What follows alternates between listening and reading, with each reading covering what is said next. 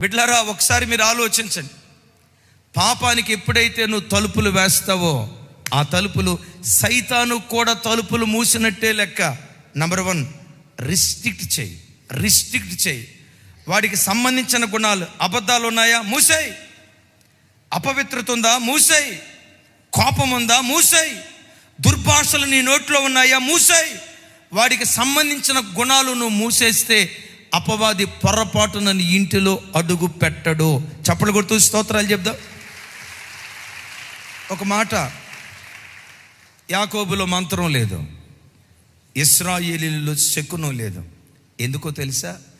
యాకోబులో ఏ వంకరితనము దేవుడు చూడలేదు, ఇశ్రాయేలీయుల్లో ఏ దోషాన్ని కనుగొనలేదు. అంటే సైతానుగాడి ఓటలు వాళ్ళ దగ్గర లేవు గనుక అపవాది వాళ్ళ జీవితాల్లో ప్రవేశించలేకపోయాడు. ఈరోజు వాక్యం వింటున్న అయ్యలారా, అమలారా, వాడికి చెందిన ఓటలు ఏవి నీలో ఉన్నాయో యేసు నామం పేరిట వాటికి నువ్వు అడ్డుకట్ట వేయగలిగితే అపవాది నీ ఇంటిలో కాదు కదా, నీ ఛాయలకు కూడా, నీ ఇంటి నీడకు కూడా రాకుండా దేవుడు తన రక్తపు కంచె వేసి కాపాడును గాక. నెంబర్ 2, హిజ్కియా ఏం చేశాడు చూడండి. 32వ అధ్యాయం 5వ వచనం.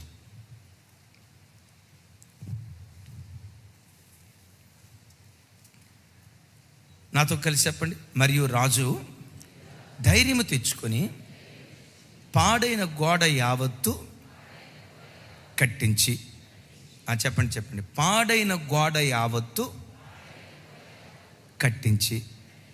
అంటే ఆ గోడ ఏమైపోయింది? పాడైపోయింది. పాడైపోయినటువంటి ఆ గోడను బాగు చేశాడు. పాడైన దాన్ని బాగు చేశాడు.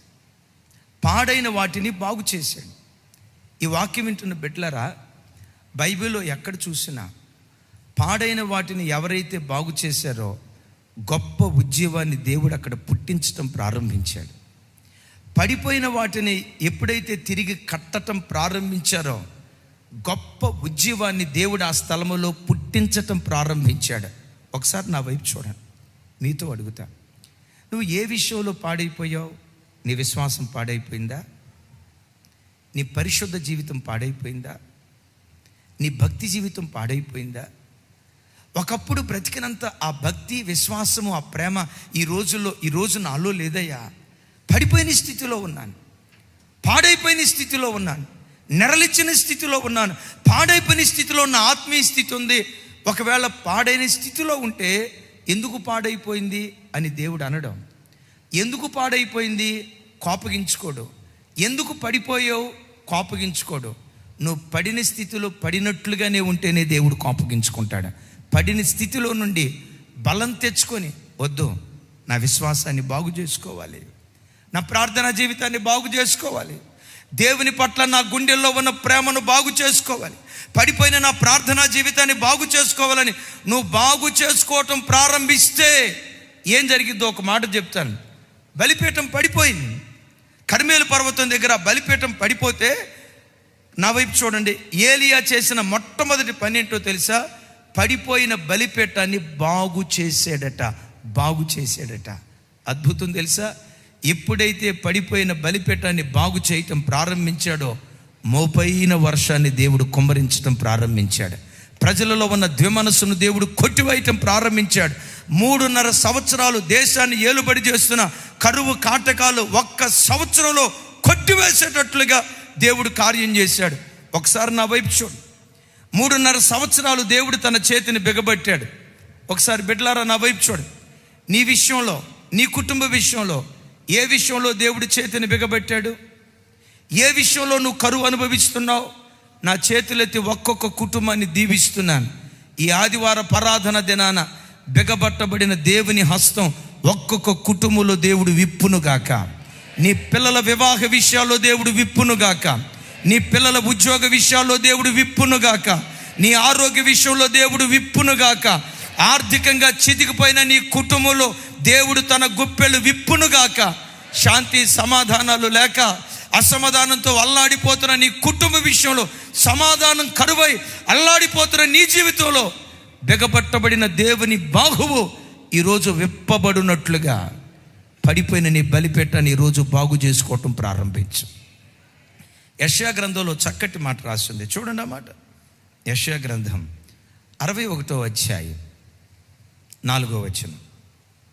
నాతో కలిసి, చాలా కాలము నుండి పాడుగానున్న స్థలములను వారు కట్టుదురు, పూర్వమున పాడైన స్థలములను కట్టుదురు, పాడైన పట్టణములను నూతనముగా స్థాపించుదురు, తరతరముల నుండి శిథిలములయ్యున్న పురములను బాగు చేయుదురు.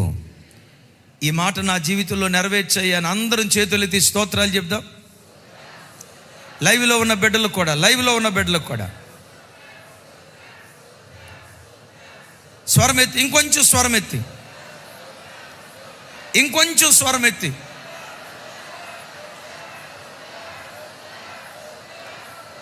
ఆమెన్.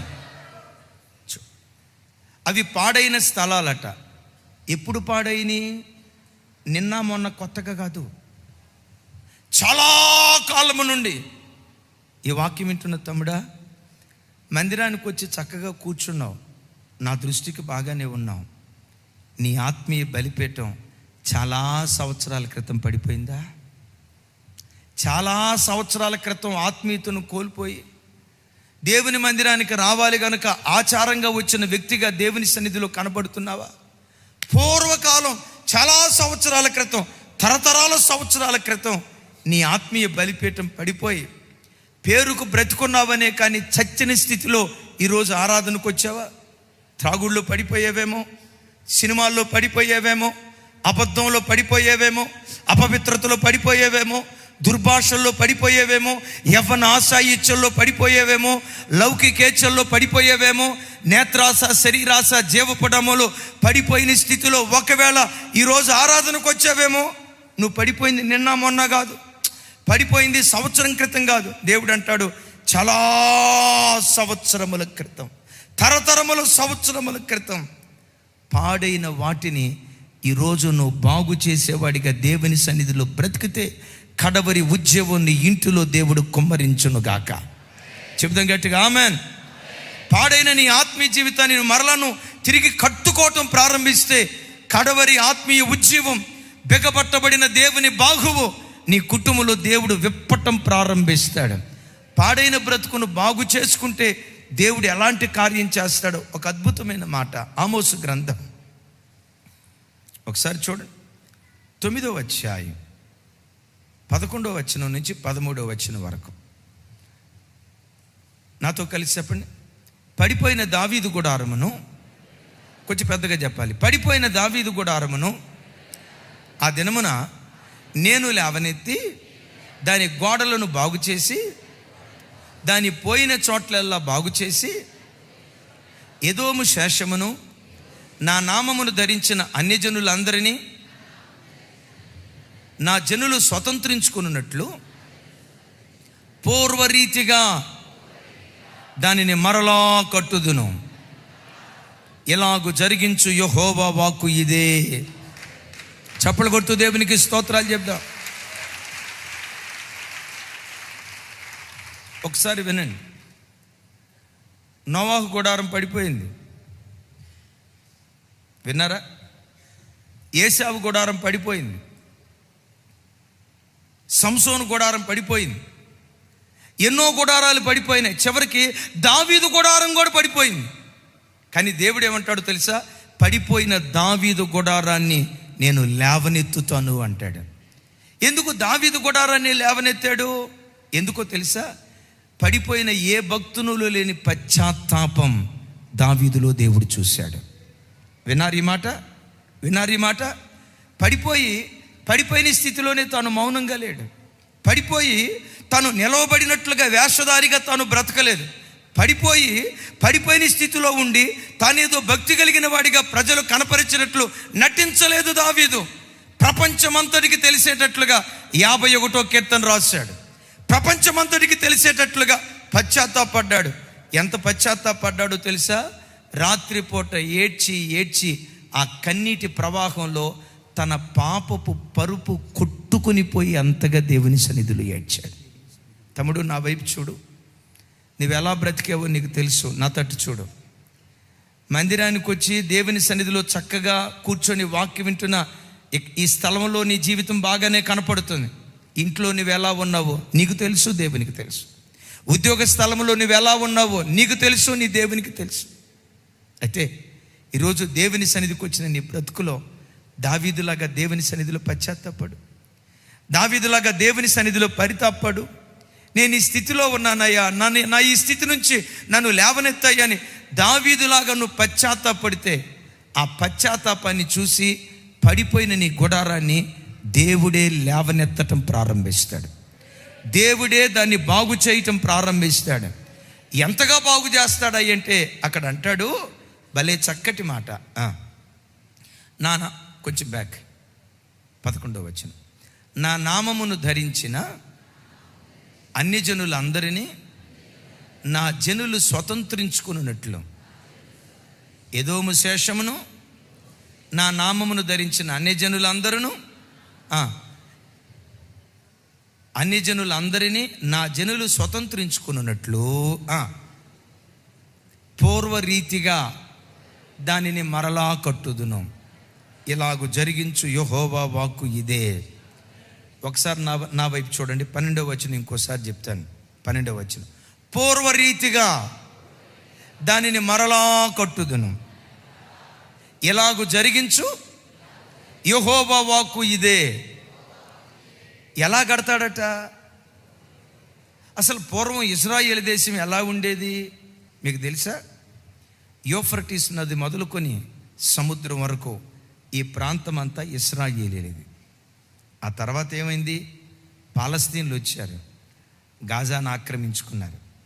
ఇజ్రాయేలు దేశం చిన్న తొక్కడా అయిపోయింది, ఇంత అయిపోయింది. కానీ ఇక్కడ దేవుడు ఏమన్నాడు తెలుసా? పూర్వరీతిగా దావీదు కాలంలో యూఫ్రటీస్ నది మొదలుకొని మధ్యధరా సముద్రం వరకు వాగ్దాన భూమి ఏదైతే ఉందో ఆ వాగ్దాన భూమిని మరలా ఇశ్రాయేలీయులకు నేను తిరిగిస్తాను. నేను యుద్ధాన్ని ప్రోత్సహించను, కానీ నరహత్య, యుద్ధాల ద్వారా తోటి మనిషిని చంపటాన్ని నేను అంగీకరించను. కానీ ఈ మధ్య ఇజ్రాయేలీలు గాజాను స్వతంత్రించుకున్నారట. గాజాలో నుండి పాలస్తీన్లు తరివేశారట. గాజాను ఆక్రమించుకోవటానికి కారణం ఏంటో తెలుసా? ఆమోసు గ్రంథంలో రాయబడిన ప్రవచనము యొక్క నెరవేర్పిది. ఏ రీతిగా కడతానన్నాడు? దైవజనమ, దావీదులాగా దేవుని సన్నిధిలో నువ్వు పశ్చాత్తాపడు. పూర్వం ఏ వైభవంతో దేవుని సన్నిధిలో బ్రతికేవో నీ పునఃస్థితి మరలా దేవుడు నీకు అనుగ్రహించునుగాక. నంబర్ 1, పాపానికి తలుపులు వేయి. నంబర్ 2, పాడైన వాటిని బాగు చేశాడు. నంబర్ 3, మూడోది ఏం చేశాడో తెలుసా? పూర్వము కంటే ఎత్తుగా చేశాడట. చూడండి ఆ మాట. దినవృత్తాంతాలు 32వ అధ్యాయం 5వ వచనం. నాతో కలిసి పాడైన గోడ యావత్తు కట్టించి గోపురము వరకు దానిని ఎత్తు చేయించి. అంటే ఆ గోడను ఏం చేశాడు? మునుపొంద ఇంత ఎత్తు, కానీ అంతటితో ఆపలా. చెప్పండి, ఏం చేశాడు? ఇంకొంచెం ఎత్తు చేశాడు. అపవాది నా ఇంటిలో అడుగు పెట్టకుండా ఉండాలంటే నీ ఆత్మీయ అంతస్తును పెంచుకునేటువంటి వాడిగా ఉండాలి. నీ ఆత్మీయ అనుభవాలను ఎదిగింప చేసుకునేటటువంటి వాడిగా ఉండాలి. ఒకప్పుడు గంట సేపే నీకు ప్రార్థనా జీవితం, ఆ గంటతో ఆపుకో. ఆ గంటను గంటన్నరకు పొడిగించు. గంటన్నరే నీ ప్రార్థనా జీవితం. ఆ గంటన్నరని ఇంకొక అర్ధగంట నీ ఆత్మీయ అనుభవాలను రోజు రోజుకు నువ్వు పెంచుకుంటూ వెళ్ళే వ్యక్తిగా ఉంటే అపవాది ఆ గుడారాల్లో పొర్రపాటును అడుగు పెట్టడు. యేసయ్యకు మహిమ కలుగును గాక. ఇప్పుడు అషూరు రాజు యోధా దేశం మీద దాడి చేయడానికి వచ్చినప్పుడు, ఆ ఉత్తరాన్ని పంపించినప్పుడు హిజ్కియా మాట్లాడిన మాటలు ఒకసారి చూడండి ఒకసారి. యెషయా గ్రంథం 37వ అధ్యాయం 3-4 వచనాలు.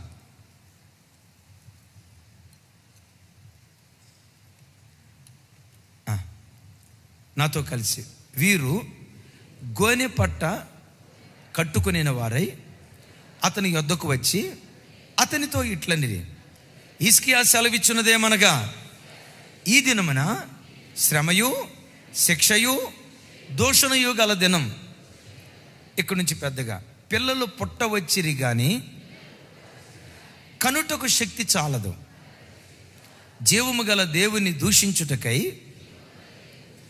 అషూరు రాజైన తన యజమానుని చేత పంపబడిన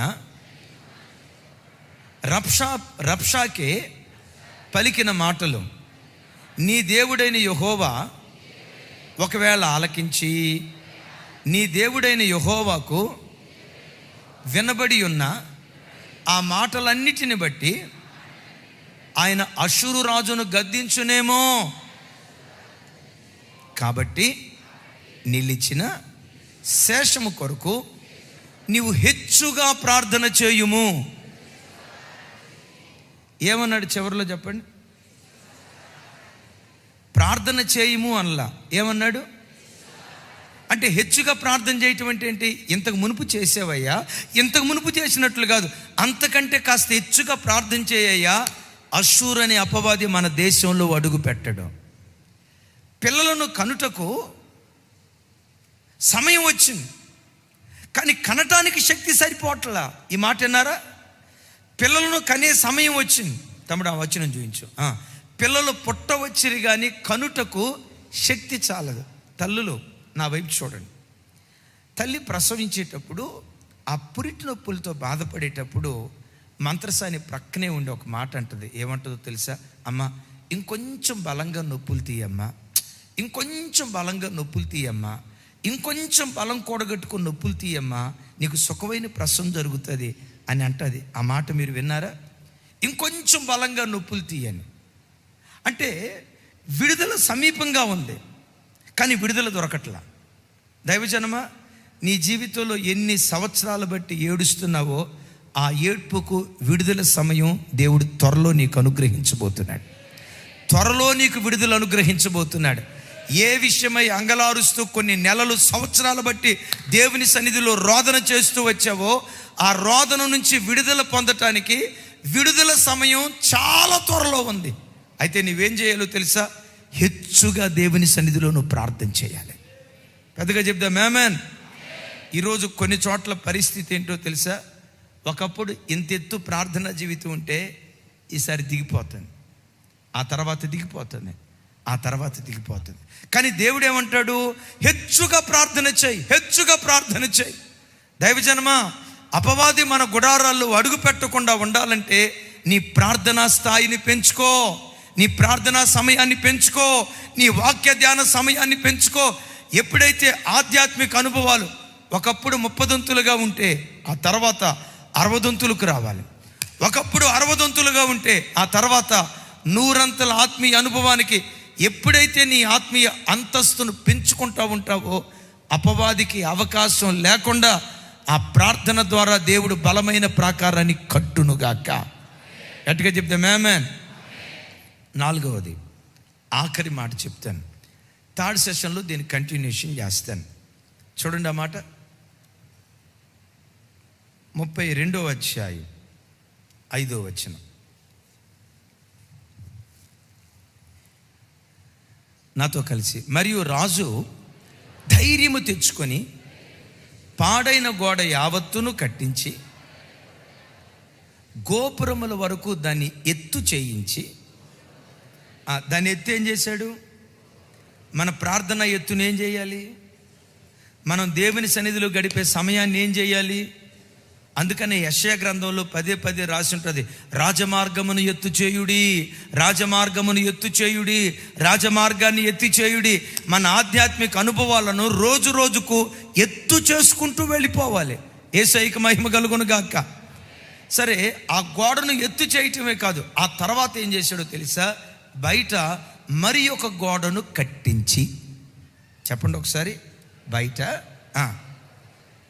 అంటే లోపల ఇంతకు మునిపే ఉంది ఒక గోడ, దాని తర్వాత ఏం చేశాడట? బయట మరి ఒక గోడ. మీకు అర్థం కావాలంటే మనకు హైదరాబాద్ చుట్టూత రింగ్ రోడ్డు ఉంది కదా, దాన్ని ఏమంటారంటే అవుటర్ రింగ్ రోడ్ అంటారు.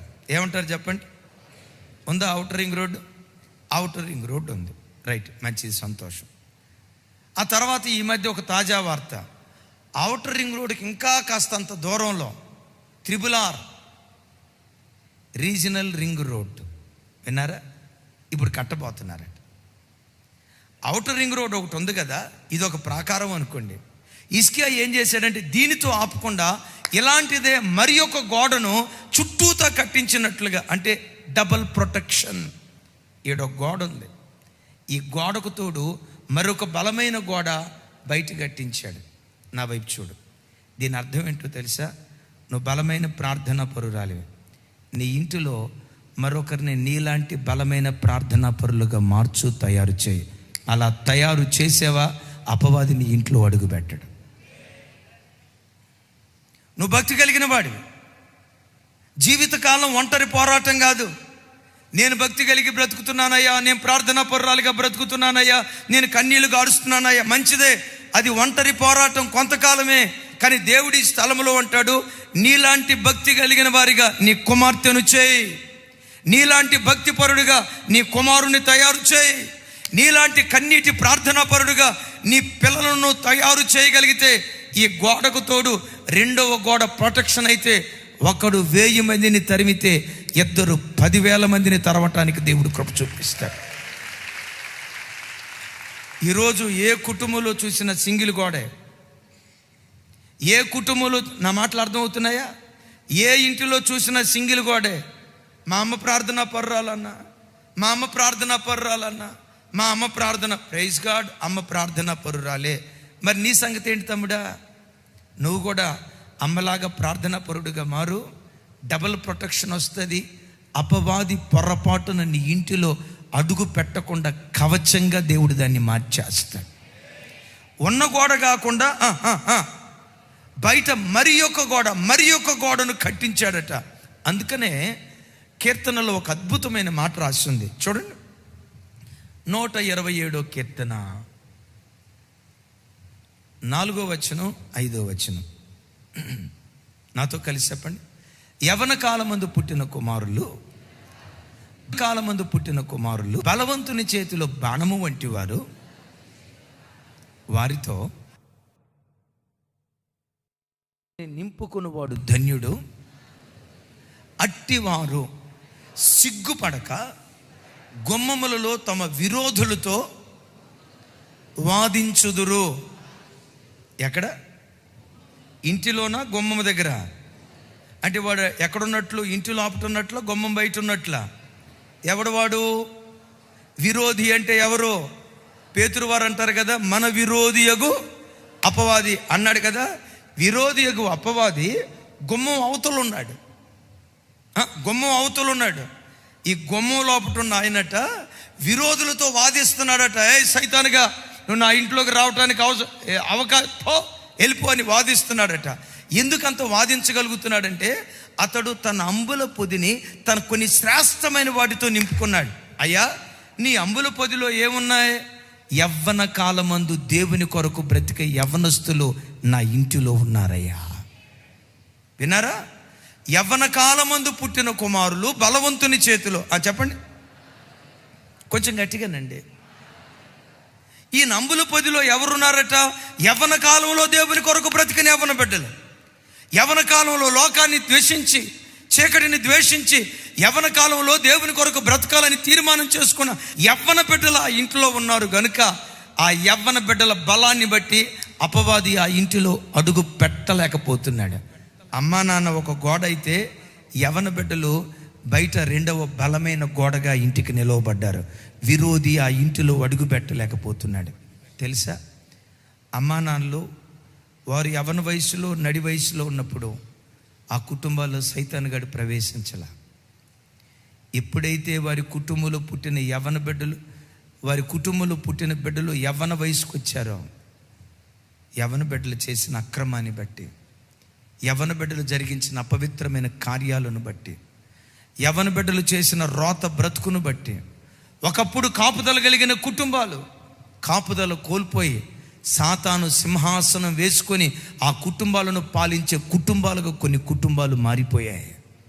ఎంతోమంది బయట లోకంలో చూస్తూ ఉంటే చాలామంది చెప్పే మాట, అయ్యా అయ్యా ఈ పిల్లలు మా ఒడిలో ఉన్నప్పుడు ఎంత సంతోషపడ్డామో, వీళ్ళు యవ్వన కాలానికి వచ్చిన తర్వాత ఇలాంటి వాడు పుట్టకుండా ఉంటే పోయి, ఇలాంటి కుమార్తె పుట్టకుండా ఉంటే పోయిద్దని రోజు మేము ఏడుస్తున్నామయ్యా. ఎందుకమ్మా అంతే ఏడుస్తున్నారు?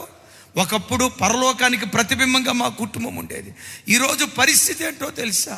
కంటి నిండా నిద్రపోయి ఎంతకాలం అవుతుందో, కడుపు నిండా భోజనం చేసి ఎంతకాలం అవుతుందో, హృదయం నిండా సంతోషంతో ఆనందపడి ఎంతకాలం అవుతుందో. ఎందుకు? విరోధి చెలరేగుతున్నాడు. ఎందుకు విరోధి చెలరేగుతున్నాడు? యవ్వన కాలములో సాతాను చేతులు వాడబడే యవ్వనస్తులు ఆ ఇంటిలో ఉండటాన్ని బట్టి సాతాను ఆ ఇంట్లో సంచరిస్తున్నాడు. తమ్ముళ్ళారా, నా వైపు చూడండి, ఒక అద్భుతం. నీ నిండు యవ్వన కాలంలో నువ్వు సైతాను గాడి వైపు చూడకుండా నీ యవ్వన జీవితాన్ని క్రీస్తు బలిపీఠం మీద పెట్టు. నీ యవ్వన ఆశాయిచ్చలను క్రీస్తు బలిపీఠం మీద పెట్టు. ఇక మీదట ఏ అపవిత్రమైన కార్యం నా జీవితంలో జరగకుండా, నా తల్లిదండ్రులు తలదించుకునే పని ఏది నేను చేయకుండా, మీ నామానికి అవమానం కలగకుండా నా జీవితాన్ని భక్తిగా కాపాడుకుంటానయ్యా, నా యవ్వన జీవితాన్ని నీకు సమర్పించుకుంటానయ్యా అని యవ్వన కాలములో దేవుణ్ణి సాక్షిగా బ్రతకటం ప్రారంభించు. విరోధులతో గుమ్మం దగ్గరే దేవుడే వాదులాడి వాడిని పారద్రోలటం ప్రారంభిస్తాడు. అపవాది పొరపాటుని ఇంటిలో అడుగుపెట్టలేడు. ఏ ఇంట్లో అడుగుపెట్టలేడో తెలుసా?